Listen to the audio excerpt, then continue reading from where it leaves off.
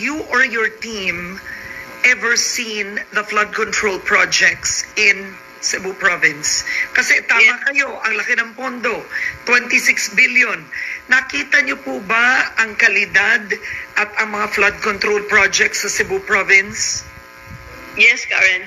Yeah, nakita namin and we submitted already reports regarding this one. Okay. But, Can you share the reports? Anong natuklasan po ninyo, ma'am?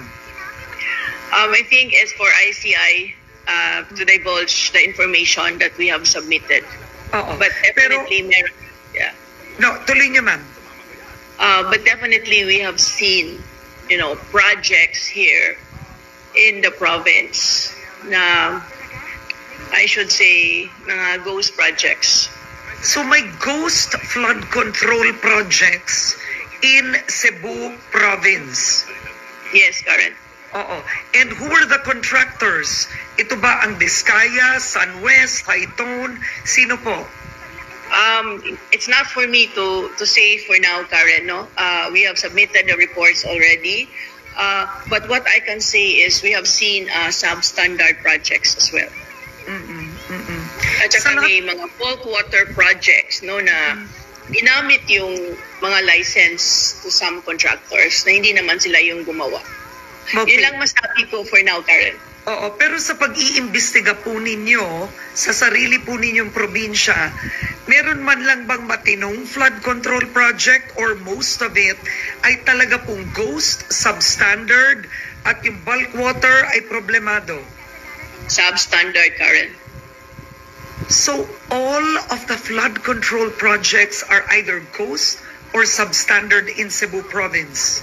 Yes, Karen. Wow. Okay. At ma'am, ilan po yun, if you don't mind without giving details? Ilan po ang naimbestigahan po ng team ninyo? We've submitted the report, Karen, and we'll just allow the investigative body to reveal the details. Okay. All right. Okay. So I will leave you on that. But do you believe that it was the past administration who is responsible? Definitely, Karen. Because I'm just here in just over 100 days. And by the time I got here, that's when the flood control, the president announced it during his SONA. Remember, that was around July when he was the one who talked about the flood control projects. So has it been many years that the past administration, or that the province has been receiving flood control funding? Ilang taon na po? Alam niyo po ba ilang taon na? Panahon pa po ba ni Duterte? Ganun po ba hanggang ngayon?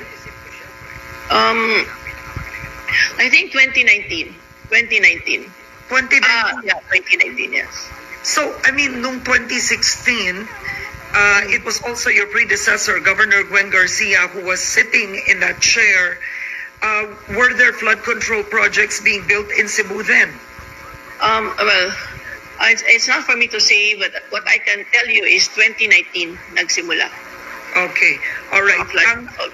Ano po ba? 2019 nagsimula ang alleged corruption? Ganun po ba sa flood control? I suppose. All right. Okay. Now, I'll move on, I think. Any announcements, Governor? I think this is a good time for if you want to call on to the government, the private sector.